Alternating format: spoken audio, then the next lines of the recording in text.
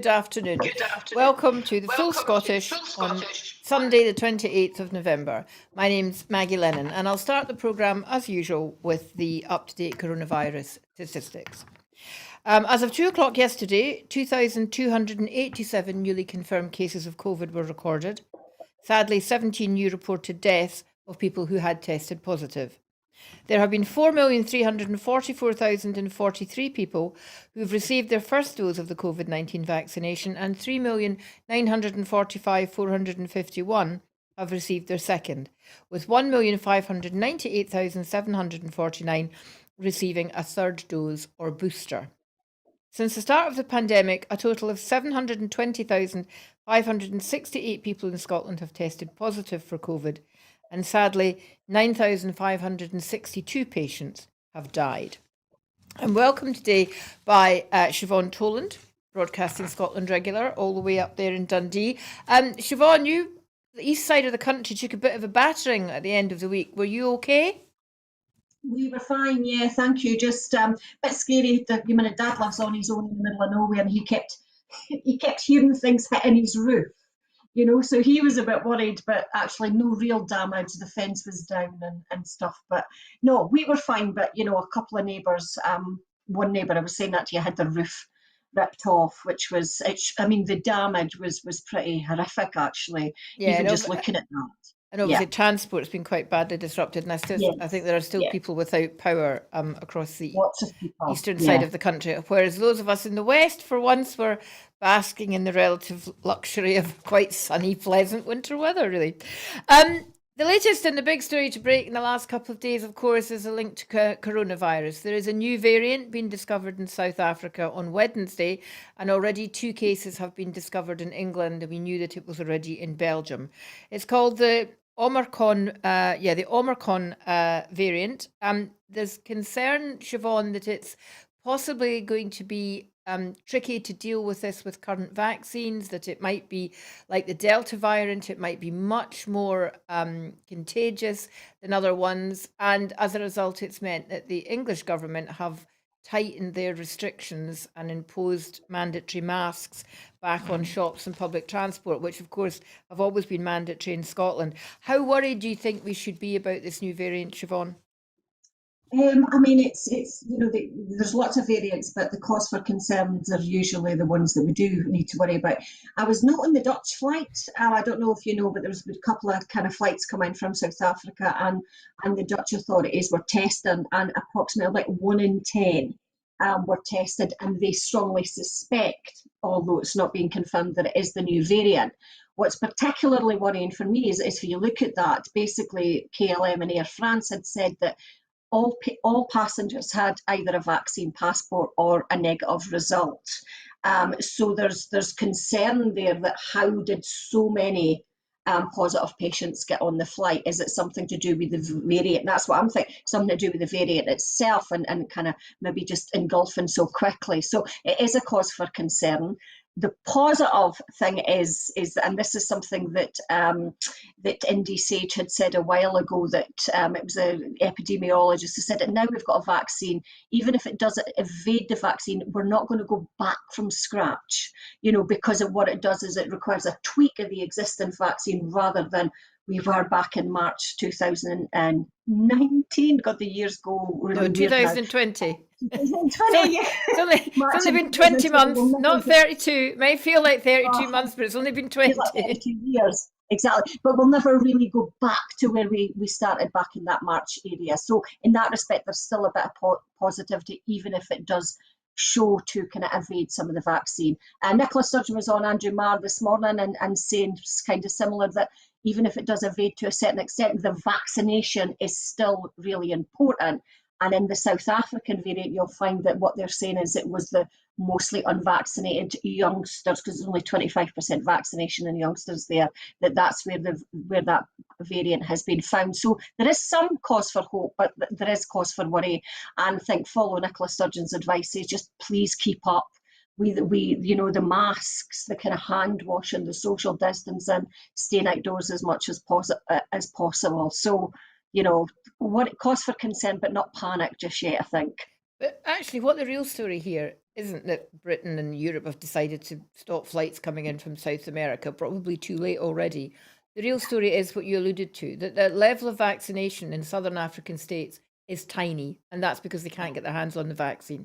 So really, if the West is really concerned about stopping us all ending up back in another lockdown or more people dying, it should be about making sure that vaccines are available so that countries who are poor can afford to buy them and roll out the vaccination program, because that's really where the problem is. As you say, if only 25% of people in South Africa are vaccinated, of course it's going to become much more rife in that country. And like you, I was quite surprised that so many people off those flights tested positive for it, given that Air France and KLM said that they'd check before people embarked. Schiphol is a major hub airport for the rest of the world. So if it's there, actually stopping people coming in from South Africa is not really the answer. We now need to think about stopping people again. So they're not going to do that. We're not going to close down the airports again. But what do you think would be the appropriate response for Europe, for example, and the United States in terms of trying to make sure that vaccines are made available to countries in Southern Africa and other parts of the world where the vaccination rate is so low? We take the patent off it. That's the first thing we need to do. Take the patent off it. There are, there's facilities in India they can start making a vaccine tomorrow, but struggling to get the patent. We take the patent off it, as Biden actually suggested, and we invest in money. We invest in funding across the globe. It's a point I keep coming back to, and absolutely agree. None of us are safe until every single country is safe. So it's so naive and it's so isolationist to think that if we vaccinate our country, we're going to be okay. This is an example, exactly like you said, where this is absolutely shown us that that is not the case. Well, if it's in Amsterdam, then it's going to be spread across Europe. We need to immediately open that vaccine for the mass production across the globe, and we need to invest in countries and give in countries the vaccination as quickly as possible. That's the one big thing I think we should all be focusing on.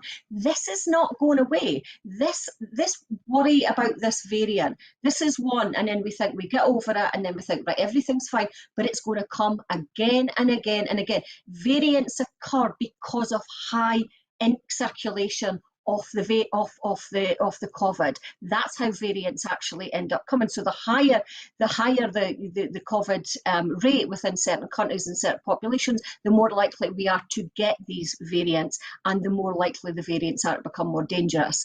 So yeah, absolutely. That's the two things I would recommend that Europe and the US do, is basically let go of the patent, let all countries make that vaccine, and invest in those countries to make them and help them make that vaccine. That's the way forward, the global approach. I think we know with the vagaries of capitalism that probably won't happen. So are you suggesting then that we're just going to have to, in future, we'll get the flu jab, and we'll also in future have to get a booster for coronavirus, and that's just going to be part of our medical situation going forward? Yeah, I think so. I think that this is here for years to come, maybe, without sounding too depressing. But as long as it's circulating across the globe, we'll always have to contend with new variants. And we know what happened with the Delta variant, do we? We get it's this up and down cycle, it seems, so far. From what we've seen is, the minute we think we've landed on safe shores, then there's another tidal wave of a new variant coming, and I'm not sure that's ever going to go away until we. Obviously, Europe's been really struggling. I mean, their cases have really risen exponentially, and as a result, a lot of countries in Europe have imposed a new lockdown, and we've seen riots in the streets, people really objecting to that. There's no suggestion that there'll be any more lockdowns in the UK yet, but I mean, it's something that might happen. How do you think people would react here if we went back into a lockdown situation? That would be our fourth. Do you think you'd see riots in the streets of the UK?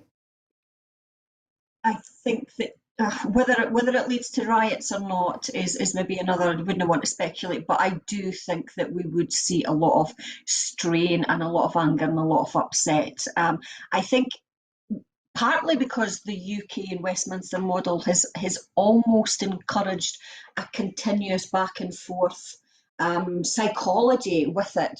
There's been lots of mixed messages, especially in the early year, maybe the first year of the lockdown. You had this constant we're going to set you free, and then it's like, we'll have to pull back, we're going to set you free, we'll have to, think language like Freedom Day and Liberation Day and so forth.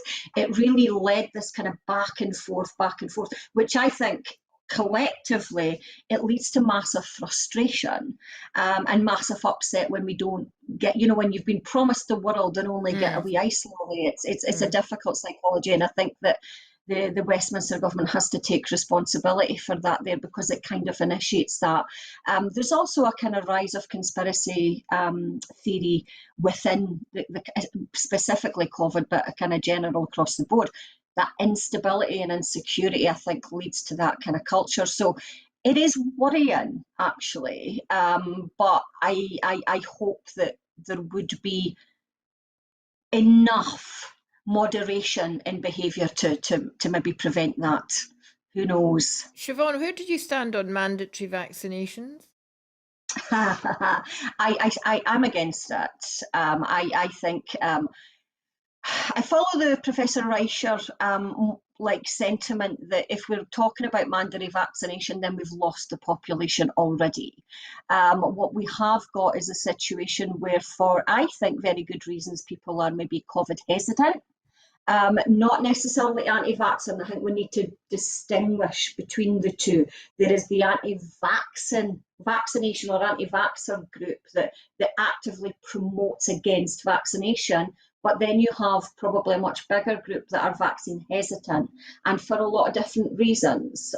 Usually issues of marginalisation as well, usually past history. If you look at say, the Black history in America, for instance, where actually they have real fears against vaccination and medical intervention for very, very good reason. There's a history there that can, where vaccine hesitancy could be justifiable and understandable. I think if we put in mandatory vaccination, then you isolate those. That kind of authoritarianism never really works in bringing the public with us. And I think that if we move into that, we will lose those and never get them vaccinated. And what will happen then is they will shift off the general population and be more isolated and excluded, and we're never going to get those people vaccinated. We have to do it by bringing them with us, not isolating them through an authoritarian resolution, I think. And finally on this story, on this story, was the Scottish Government wrong to back down on the vaccine passport extension scheme that they were trialling for weeks and weeks and weeks, and then they said, no, we're not going to go with it? In the light of this new variant, would it have actually been, in hindsight, and let's face it, COVID, the whole thing about COVID is reviewed in terms of hindsight, would it have been better if they'd introduced it, do you think? I know.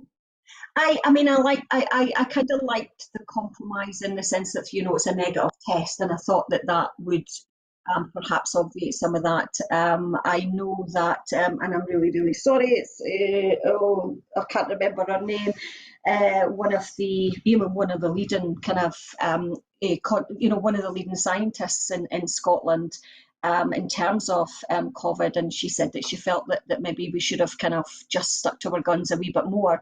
November to February being particularly difficult months in terms of COVID, as well as lots of other issues as well. I wish we had stuck to our guns a little bit more. I think that the negative test is a good compromise. It's quite robust, but I did get the impression that there was an element that the opposition, and perhaps the Conservative opposition, was allowed to determine the debate there a bit too much.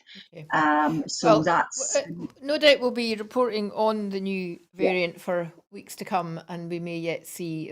Nicola Sturgeon has not ruled out taking things a bit further, although she didn't specify what that further might be. Widening our vision just now a bit to Europe. For the first time in a very, very, very, very, very long time, this real threat of war and conflict on Europe's borders is emerging. We've been reporting for several weeks now on the conditions in Bosnia. Just to remind viewers, this is has arisen because of Serbian separatists within Bosnia, their leader Dodik, suggesting that they might pull out of the army and other national institutions, moving towards perhaps a separatist state. and there is real concerns that that will result in conflict. The United Nations High Representative Schmidt has come out this week and said that although the immediate chances of conflict have been slightly reduced, given now that the army is not going to pull out of the Serbians are not going to pull out of the National Army, he's still extremely concerned, and he seems to be quite confused, really, as to why there seems to be such little appetite for foreign intervention from either the UN or Europe. Why do you think that Europe is staying very quiet on this, Siobhan? It's on their doorstep. I honestly don't know, because it's, the Scottish word here is on hecklepins, isn't it? And we kind of seem to be fluctuating back and forth on this issue. Will we, won't we? Will there be war? Will there won't be war? Will there be a further destabilisation? Will there won't be? I mean, I honestly don't know. I honestly don't know, and I think that we do need to be a bit stronger. And I think of this on an individual level, from individual behaviour, but also on an international level. That there's boundaries of behaviour that we need to collectively say no.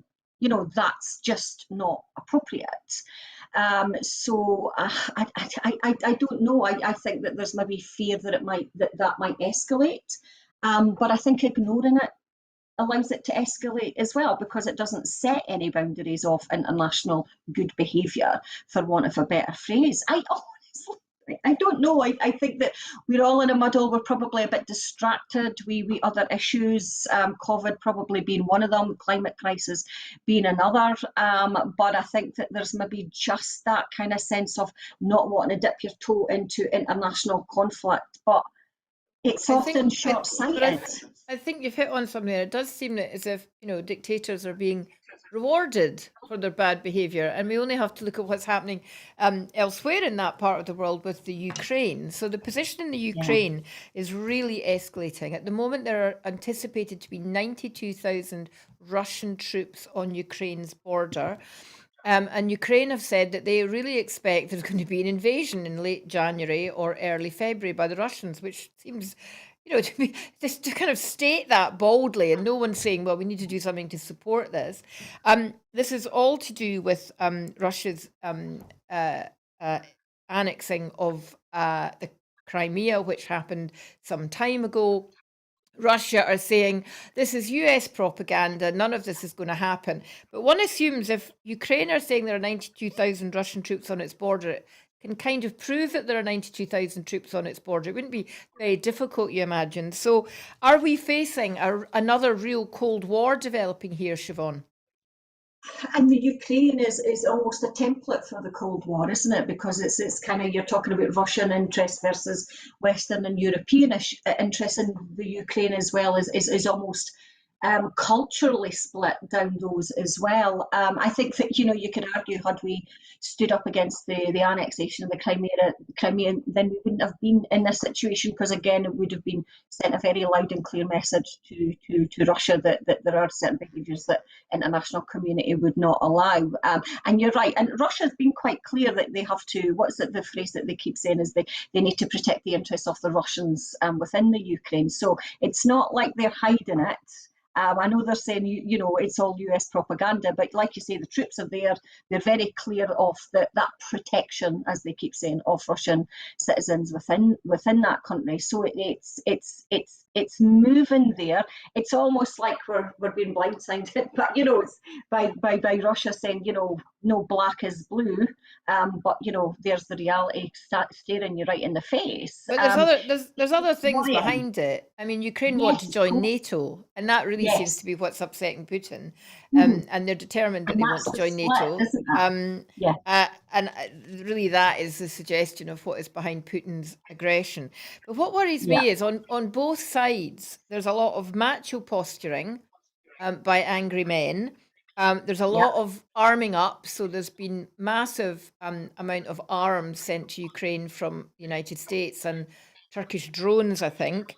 And it looks like they're gearing up for a fight. And you just have to say, well, where's diplomacy in this? Does it have a role? And who is going to broker that diplomacy? Because we're not seeing anybody stepping into that arena. No, and we're seeing variations of that across the globe. I think we're seeing angry white men politics appearing here in Scotland. We're certainly seeing it in the US, and we'll probably go on to that in a bit. And so there is that kind of the angry white men. It's almost the political ideology now, isn't it? The angry white man politics. But you're right, there seems to be a vacuum of good sense and diplomacy and debate and negotiation. There are small nations, I think, that are leading the way, and it's perhaps not a coincidence that a lot of them are female-led. Countries like New Zealand, Scotland, Nicola Sturgeon's diplomacy has been internationally renowned. Iceland, Norway, Finland, sorry. There are pockets there, but it doesn't seem to be loud enough in order to kind of bring that into the ideological front and calm. It's toning and calming the debate down is what we need now, whereas now, like you say, it's escalating, it's increasing in its tone and its aggression. The whole debate across the globe is, and of course we know that often leads to actual physical violence, and that's exactly what you said. It seems to be what's happening in the Ukraine as well, and that's just one extreme example, a dangerous example. And while I can quite understand Ukrainian authorities wanting to reassure their people that they're up for the fight and to tell people that, it's difficult to see how a small country like Ukraine could withstand a full-blown invasion by Russia. And I've no doubt that if it came to it, it would be literally almost last man and woman standing to defend their position. And of course, that will involve not just troops on both sides, but civilians, which of course will lead to yet another refugee crisis, and we'll maybe come on to the situation of refugees later. But you mentioned when you were in your answer there, Siobhan, about this macho masculine violence and what's happening in the United States, and that leads us nicely to the next story, which is a quite astonishing story that a Republican congressman from Arizona, Paul Gosar, has been publishing an adapted cartoon video showing him killing Joe Biden and Alexandria Ocasio-Cortez. And the Republicans are refusing to sanction him for this, which is a bold incitement to violence in an environment which saw, let's not forget, America erupt with the attack on the Capitol a mere 10 months ago. What on earth is happening in the United States domestically? Well, I would thoroughly recommend that people read the Washington Post article on this because they seem to be quite clear that this is, part of a strategic attack by the Trumpian right, actually. I mean, the violence against members of Congress and Senate have increased by 107% since last year. 107%, it's doubled since last year. There is violence and there is intimidation. There was a senator, Senator Crow, I think his name was, who said that part of the reason some people never voted against the impeachment of Trump is because they were literally terrified of the consequences. So what you've got is a situation where actually the threat of violence is beginning to creep into political decision making and define political decision making. The Guardian.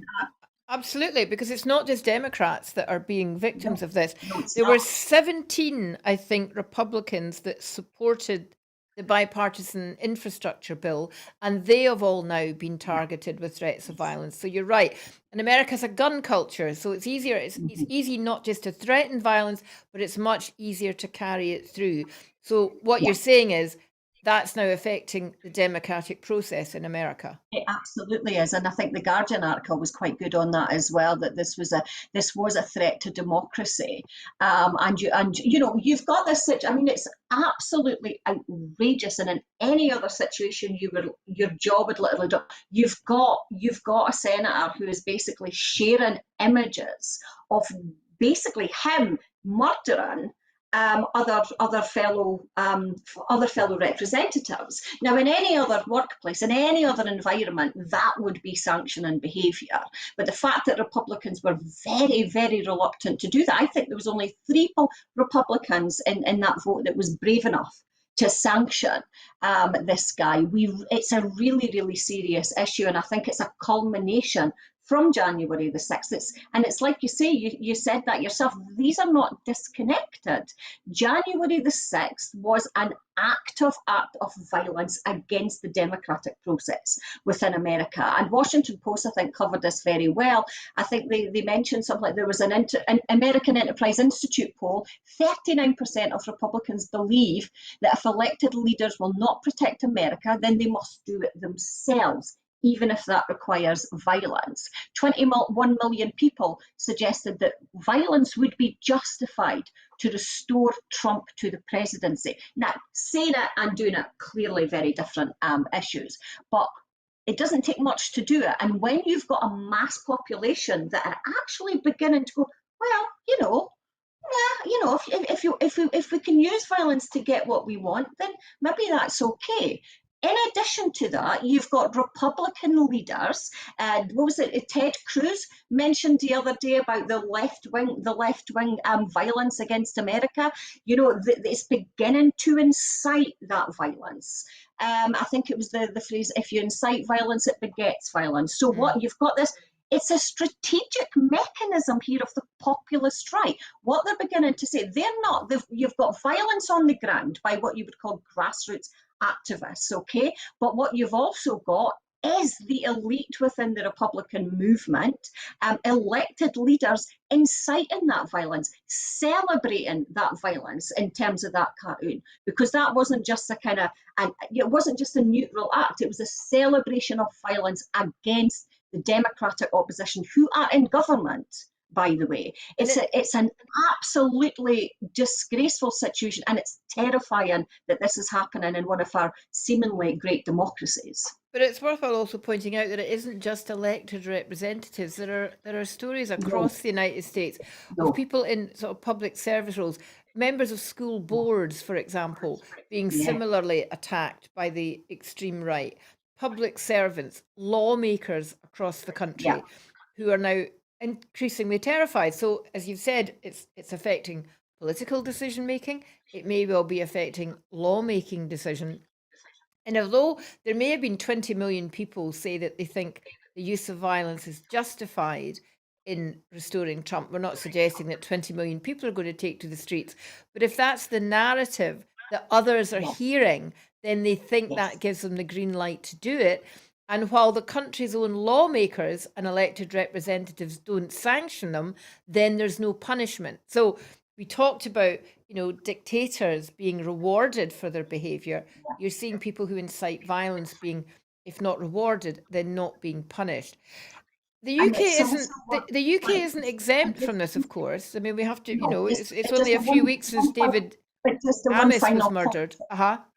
Sorry, just one final point, because I think it's probably important, because we talked about, school board members and stuff like that, but this began on the ground by ordinary people getting attacked. This began on the ground by violence against ordinary people walking along the street being attacked, ordinary Black women and Hispanic women being terrified that they would be attacked. And this was initiated by the Trumpian election campaign way back in 2016. So it began with the ordinary person, and then now it's kind of spiraled upwards into, so all people across America, not just any elected representative, but ordinary people are now subject to that, and they don't have the protections either that perhaps politicians do. Sorry, just important to make that point. I think it is, and we shouldn't also forget, while you might expect that the president would be a victim of these kind of disgusting cartoons, it's important to note that the other person in that cartoon was a woman. And we were talking on this program on Thursday night at the International Day Against Violence Against Women about how difficult it is to persuade women to enter the public space in terms of public representatives into elected positions. And yet, until we get more women into elected positions, we won't start to see the kind of policies that are going to stop violence against women in its tracks and address the root causes. So it all plays together. And I was saying that I'd started to say, obviously, we've not exempt from violence against elected representatives in the UK, the murder of Joe Cox, the recent murder of David Amis. So we shouldn't think that somehow this is just an American problem. There are people who see our elected representatives as the enemy for whatever reason. And no wonder people think, I don't want to get into that. I really just don't. I mean, you're involved in politics, Siobhan, as an activist. Do you ever feel under threat? Not really, but I know people who have. I know people who've been bullied and harassed and so forth as well. So not for me personally. I'm not going to lie though. I mean, I've put my name forward in the hopes of going into council. One of my concerns is less for me, more about how it impacts on my son, and what he would read and the vile things he might read. And I think women are particularly subject to it. I think minorities are particularly subject to that as well. And it is one of those kind of spiraling things, is that no one seriously thinks they'll go into politics and the end result would be violence against them. But when you see something that happens with Joe Cox or and I'm so sorry, I've forgotten the other man's name, which David is terrible. David Amis, who was murdered just recently. It does scare you, and it does silence us a lot more. I think it all makes us just that little bit more reluctant to go in that and to have our voice heard. I mean, it's interesting because I was just talking to a friend about an incident years ago. We were actually, because I've put forward a resolution against online aggression within the SNP as an internal resolution, and that'll be coming up this afternoon. And we were talking about that, and I remember just incidents of kind of men shouting at me saying, get back to your space, and that kind of thing. And that just as a young 21-year-old kind of being a bit bullshit. But these moments stay with you, and it's that times a million, I think, across the board. Another point to make, I think, especially when it comes to elected politicians, it's a very, very populist ideology and narrative, because what you've got is the people. Who defines the people is perhaps the issue, against the elite and the establishment. So you've got this constant disarray and this constant attack. What you have, of course, is, you can see it within Scotland as well. It's that kind of, the notions of traitorism, that kind of language creeping in, which again, incites violence, begets violence, and so it kind of leads up to that. It's not much fun being doxxed on social media. It's not much fun. It's these things all serve to silence us, and that's why I think it's so important now. It's not just about the violence, is terrible as that is, it silences our voices. Well, exactly. And you're right. I mean, social media, especially Twitter, in many spheres, is completely toxic. And it does two things. It silences voices, and it also provides an echo chamber for hate and threats of violence. And it's what we said earlier. 20 million people thinking that violence is justified in America to re-elect a president who should have been impeached and locked up doesn't mean 20 million people take to the streets with their guns. But it gives people who have a tendency to violence, or who are willing to take that step, it gives them a justification. They can point to that and say, well, I'm just doing what people think are saying we should be doing. And that's the terrifying thing. Yeah. Creates it as an ideological norm. Violence becomes normalized in that process. And that's what makes it quite scary, actually. Yeah. Well, we are, of course, still in the about a quarter of the way through the 16 days of activism against women, against violence against women. There have been a number of motions at the SNP conference addressing that. There's two I want to talk about quickly. One is the Emily test cards. So this, I understand, is I think 100,000 of these cards are going to have been or will be distributed to frontline workers in health and education, which they can then distribute to women. It has lots of details about emergency services they can access if they have been victims or are at risk of gender-based violence. And it's in recognition of a young woman called Emily, who was a victim of gender violence and who sadly took her own life. So I'm not surprised it was passed. Do you have any more information about when this will get rolled out and what people are hoping will be the result of this? Honestly, do not. Honestly, do not. I'm still catching up with conference, if I'm absolutely honest. I think it was a great resolution, though. One of the things that the food crisis team did in Dundee, which it was just a woman in one of the kind of teams, and everybody kind of replicated it, was to put that type of information. And what they did is they put it in the sanitary boxes that was given free, because it was the one area where they thought that men would never look. So it's that kind of secret thing. So yeah, it's a great, and I think it's a step, and it's a cultural change, isn't it? It firstly recognises that this is a huge problem, but it is a kind of a notion of solidarity and support. And we talked a lot about kind of developing the narrative and, you know, the normalisation of violence and so forth as well. And I think that this is a great resolution that just offers practical guidance, but actually ideological and emotional support on a cultural level. I don't know anything more about that, I'm afraid. I hope that it is given priority, and I think it's one of those things. And one of the things that struck me about this conference is that it is women-centred, actually. In terms of protection of women and children, the resolution on the rights of the child has been passed as well, which is a good way forward. But it does seem to be taking these issues much more seriously and talked about reducing the tone of the debate, and I think that is part of that process as well. But in terms of information, I have no more information, I'm afraid. While it's undoubtedly a really good initiative and no one's going to find any issue with it, and certainly I mean, I think it's something that the third sector should be involved in. Anyone that's in a customer facing delivery service should have that information. Yeah. There is the slight not problem with it, but the truth is it's tackling the symptoms. It's not tackling the root causes. And until we tackle the root causes, then you're not necessarily going to see much of an improvement. So there's another motion which came up yesterday, which was the street harassment motion, calling upon the Misogyny and Criminal Justice Group in Scotland, in Scotland's working group, to look at street harassment and to make public spaces safer for women.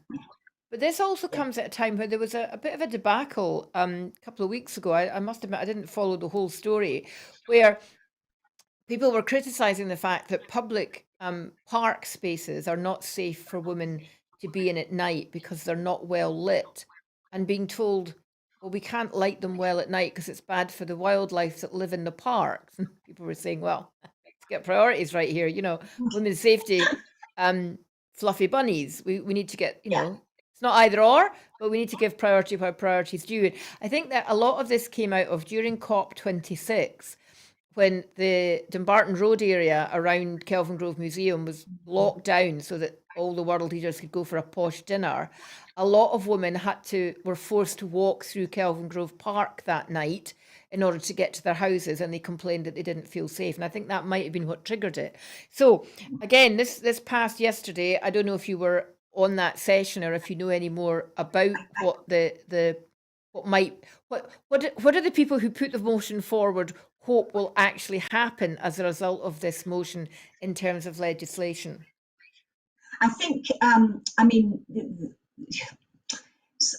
some of the examples of the street harassment that was given out in that resolution was quite awful, you know, literally being followed up the street and kind of abused and so forth. But the takeaway for me, and I'm terrible at names, I should have took his name down.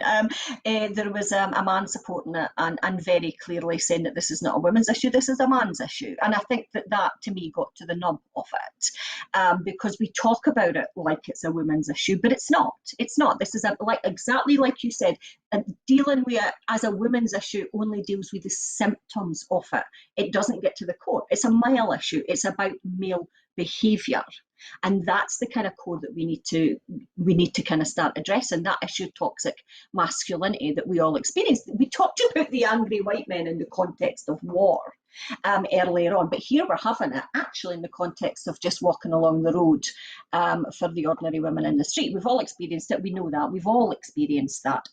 Every single woman, I'll guarantee, have experienced at least one thing. But it's a male issue, and that's, I think, where we need to start tackling it. We need to start tackling it in that sense. that let's look at male behaviour, let's teach our kids different behaviour, let's teach our kids what is reasonable and what's not reasonable. I've got a son, and like to think that I would teach him at that. But, and I've said this before numerous times on this programme, we can't deal with the misogyny that lives in society in all its shapes and forms, from on the street harassment to domestic violence and rape and all those kind of issues. We can't deal with that if we still have a society that works on the assumption that we get what we want through violence. And as a colonial country, or a country that colonises, that's our history. The UK history is very much built on we get what we want through using violence. And that's that kind of almost toxic masculinity at state hardcore level. We go in and we take what we want and we say, right, violence is done. And it, on an individual level, it brutalizes the men that fight in those wars. But at an institutional and cultural level, it gives us that constant daily reminder, we want something, we just go in and take it, and we use violence if we need it. That's the core that has to change. You're absolutely right, Siobhan. There's not a woman watching this, not a woman in the country who hasn't had some form of harassment out on the street. We've all had it, and nobody deserves to be catcalled. Nobody deserves to have men making comments about what they're wearing or what their expression on their face is like, or no one to be followed home or any of that. But how will legislation change that? I mean, the police are probably reeling at the thought of another thing that they have to take care of, another thing that has to be prosecuted. It's the practicalities. So yes, we can do a lot to change the culture, but you can't legislate to change the culture.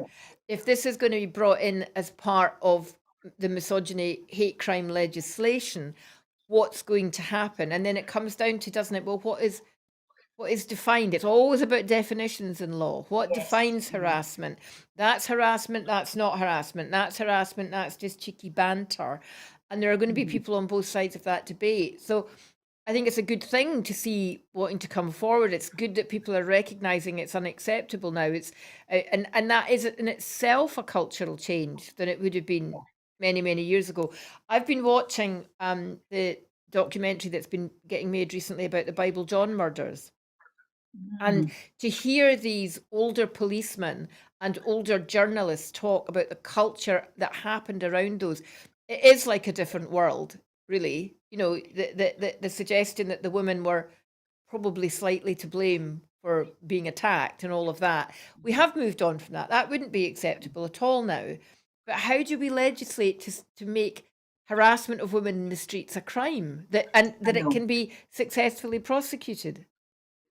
I mean, I often look at those legal kind of precedences and maybe perhaps in a more philosophical and cultural way, that whilst the legalities of it might be slightly difficult to put into practice, it does change the culture in a kind of qualitative way, and it sets that boundary of behaviour. I think there'll be a lot of to and fro, and like you say, about what the definition is. But if you think about it, I mean, I always think that the Equality Act is a good barometer here of the difference between what's banter and what is legally not allowed in terms of discrimination. There is a tip-in point, isn't there? Now, yeah, I can see what you mean. The police, it would be going to be difficult. There'll be probably a backlash of our behaviours being suppressed and so forth. But there is always a tipping point. And I think the thing about, like you were saying, it's like we do need that clarity. Sometimes when we have, the more clarity we have in these, then the more robust and objective our assessment of what harassment and what street harassment will be. No one's seriously suggesting that we're going to get someone arrested for a cat whistle or whatever. But if you looked at some of the examples at that resolution, then you'd think, oh Lord above, I would be terrified if that happened to me. So there really is there is that kind of practical issue that we could probably put into place. You've just reminded me, I watched a documentary, The Yorkshire Ripper, a wee while ago, and it was quite fascinating because it looked at it from a very gendered perspective, and because what they were saying basically is they assumed that the victims were prostitutes, and as a result of that, they were looking for the wrong murderer. The kind of psychological profile was slightly different, and what they did is they ignored certain evidence because it didn't fit that narrative. The women blaming actually caused further problems down the line and trying to catch up. So it's a very kind of serious issue. But I do think that sometimes we can put in a law, we might not necessarily manage 100% to implement it, but it is a structural and very public change. And sometimes we need that just to kind of push that cultural change a bit further forward. Okay, well, we can only live in hope. Sticking with the SNP conference, which is ongoing until Monday, John Swinney gave his speech yesterday. He was very clear that the main theme of the speech was that there is going to be and is ongoing an ongoing attack on devolution and devolved powers by Westminster. He said that it was ironic that they were using Brexit, which is something that Scotland voted wholeheartedly against, to dismantle devolution, which is something Scotland voted wholeheartedly for. Now, it is ironic, it's outrageous, it's undemocratic, we know all that, but I'm wondering just how much people in Scotland either accept that devolution's under threat, because as John Swinney said himself, there's not going to be any big bang moment. We're not suddenly going to stand up in Westminster, well, at least we hope not, and say we're rescinding the Scotland Act, but you know what? Nothing would surprise me.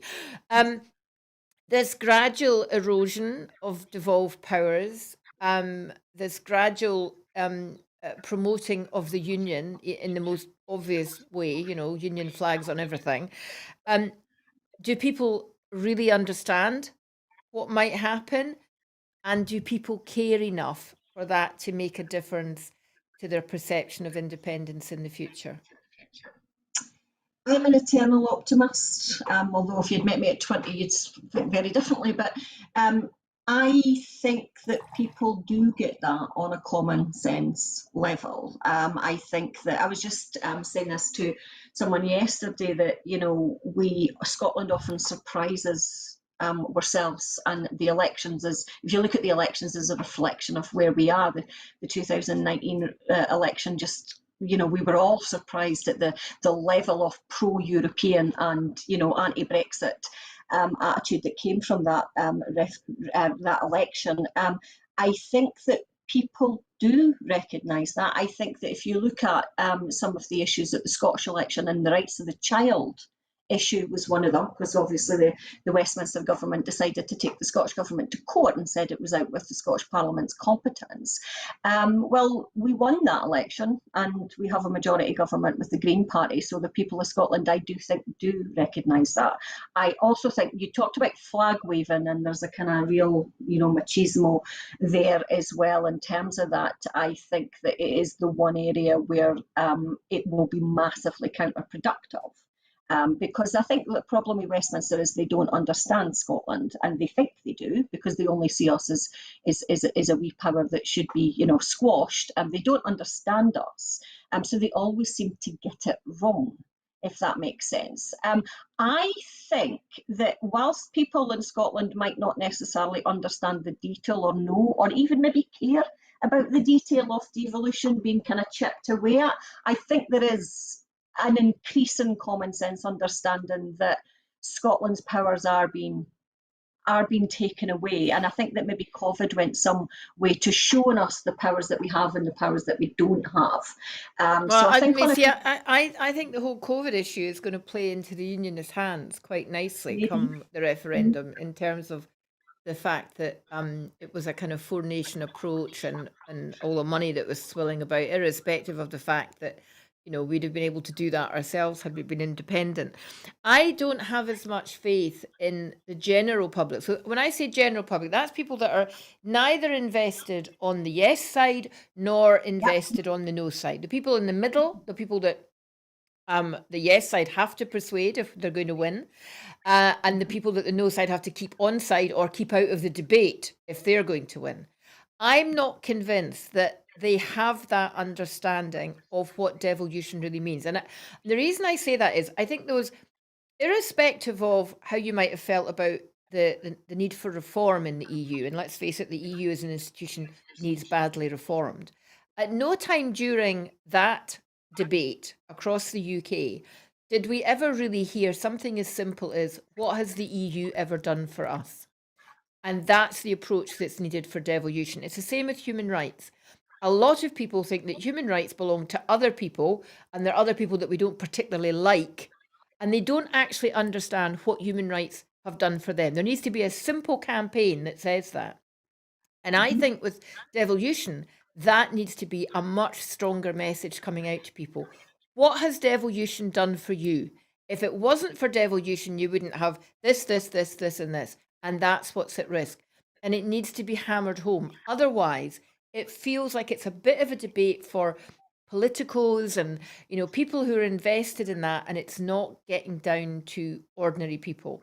So I know a lot of no voters who are admitting that they wouldn't like to see devolution disappear, but they don't believe that that it will, or that if it gets modified a bit, that's really going to have much of an impact. And that's the people who I would call soft nose, who really need to see that. Yeah, and it's I mean, it was a few years ago that when I was still part of the Dundee and Angus Independence Group, and it was one of the things that campaigns that I did, which was very much, here's what the Scottish Government does, here's what, you know, Westminster does, and the two are very, very different. And it is actually recognising that, and this is what could be under threat. You're right. But to go back to being ever optimistic here, Maggie, you mentioned that, you know, there wasn't a narrative about what the EU has done for us, but even despite that narrative, we still overwhelmingly voted for Europe anyway. Scotland did, but the UK didn't. So we lost the debate across. I mean, I'm not just saying that this approach is only for people in Scotland. That approach has to be stronger if you want to win an argument. But what I'm saying is the people of Scotland voted for Europe despite there not being a narrative. So we knew that instinctively anyway. And so sometimes it's not just a narrative being imposed upon us. We make our own decisions and we fight against that. So despite that narrative not being present, although I think it was more present within Scotland, to be fair, we still voted overwhelmingly for Europe. So there's positivity there. Ian Blackford's speech today is going to focus on what he calls the UK crisis culture. That the UK is staggering from one crisis to another, and that's very, very clear. And that the only way for Scotland to avoid that is independence. And you think, well, that's, you know, you would say that, wouldn't you, Ian? Because that's what you would expect to say. Every SNP press release that comes out, especially if it's dealing with a Westminster issue, there'll be a quote in it from whoever's saying the press release that says the only way for Scotland to avoid and insert whatever conservative outrage you wish is for us to become independent. So, yeah, that's kind of a given if you're a pro-Indie supporter. But I'm wondering whether it almost feels at times as if that's suggesting that independence is inevitable and it's only a matter of time until we can extricate ourselves from this. I'm not sure repeating that over and over again without some sense of a roadmap of how to get there is going to take us over the line. And really, when you look at the absolute rubbish that's coming out of Westminster, you look at the people who are running the United Kingdom, why the SNP, or not the SNP, why Indie isn't at like 70% yes and 30% no? I really don't know. I mean, I wonder what else needs to happen to make people wake up. And what really concerns me about this narrative is it feels that the independence narrative is being kind of overtaken. And it's not so much about talking what independence and self-determination can do to create a more socially just country. It's about getting out of the union. It's portraying the union now as so toxic that that's really the only reason to have independence. And I think that's playing into unionist hands, because I think in some ways that's radicalizing the debate. And that worries me that some people will be put off by that. Or am I being overly concerned? I see your point, and I suppose what I would, I mean, for me, I think that we're in a situation, okay, culturally, anthropologically speaking as well, we're in a situation where we have been experiencing crisis after crisis. We've had the Brexit crisis, we've had the COVID crisis, and then we've had the Brexiteer and COVID crisis as well, okay, and these have been imposed against our will, you know, a natural rupture as well as a politically induced rupture as well. So I think that the situation, and I actually think that the SNP strategy here is actually is worthwhile looking at. In that, I think it is important because what we have is, I think, for me, a culture and a society that is exhausted with crisis and exhausted with rupture. But I get your point, and I think if we over focus on that without a solution, then that's when we're in trouble, because I think what we need right now is a path and a vision that allows us to think culturally and collectively that there's safe land to fall upon. You know, there's safety on those shores in the midst of the 5 years to a decade of crisis that we're having to experience. One of the reasons I think populism has taken hold in Scotland is trying to undermine the calm tone, the calm narrative, and the calm vision that actually the independence movement can often provide. But I think the detail of a new Scotland is exactly what will bring us over the line. I was watching an interview with Gordon McIntyre-Kemp last night, actually this morning, and I think that he kind of maybe just finds that compromise there, Maggie, in the kind of sense that he talks a lot about the wellbeing economy, which is one of the things that I think will win us the independence referendum, because what it does is it resets society and it resets society and economy. But what it does is it gives us a safety net, and I think that that's what people are looking for. The devil is in the detail, as well, the devil. You're absolutely right. The devil is in the detail, and people need that detail, and that was missing around key issues in 2014. But 2014 referendum was not, as far as I can recall, widely debated in terms of unionism. Unionism was a phrase that belonged to the north of Ireland. We didn't talk about unionists in Scotland, but now the debate is really predicated around this idea of the union is toxic and we have to get out. And I do worry that radicalization of language, because that's what it's become, at least to my feeling, may be off-putting people. But you're going to conference. What would you say, very briefly, have been a couple of highlights for you, and what are you hoping Nicola Sturgeon says tomorrow? I think the highlights, the right to the child resolution for me was a really important one, and I thought it was because I think that it's one of these world leading things, and it actually brought to the fore the issues of, you know, what we're dealing with in terms of devolution and in terms of competence and so forth, and it wasn't a surprise that John Swinney mentioned that in his speech as well. What am I hoping that Nicola Sturgeon says? Well, I mean, I would love to have the route map, as you say. I'm just not sure that's going to happen, because, you know, we're in the middle of yet another kind of COVID kind of panic, if that makes sense. I think for me, the last conference was the one that built the detail, as you were talking about, the notion of the wellbeing economy, those kind of notions, the 4-day working week, all those kind of visions that we want from an independent Scotland. That for me was the last conference, and I think that consolidated that. The next move is to take that forward. And I went to a debate last night for policy development, and for the policy development convener, and there was much of that discussion happening is how we build that next roadmap. For here, I mean, obviously I've got a resolution on the go, so I'm hoping that that's going to pass. And again, that's about populism and online conduct and so forth. I hope that Nicola Sturgeon will give us something to go on. And give us some hope to move forward and get us kind of galvanised for the next stage. It's hard to say. I mean, I do joke about, we do get every kind of conference a speech about independence is coming, and we know it is, but it would be good to have just a bit more clarity there. Okay, well, thank you very much indeed, Siobhan, and I hope your motion does pass. And thank you for joining us when, of course, you could have been preparing for your conference speech or staying online. That's all we've got time for this afternoon. Thank you very much for joining us. If you want to hear more about what an independent Scotland or a Scotland that is not tied to the old ways of doing things, or you want to hear something that you don't hear on mainstream media, then you need to support independent broadcasting, and that's what Broadcasting Scotland is all about. We are always asking you to dig deep and fund us and help keep us going. So go online to www.broadcastingscotland.scot/register and see if you can make a regular donation to keep us going. Costs are going up, there's no doubt about it. And we have a tremendous number of plans for the coming year of what we want to do with the studios in Glasgow and get out into the country. So every little helps. Thank you once again for joining me today, and please have a lovely Sunday afternoon and stay safe. Bye-bye.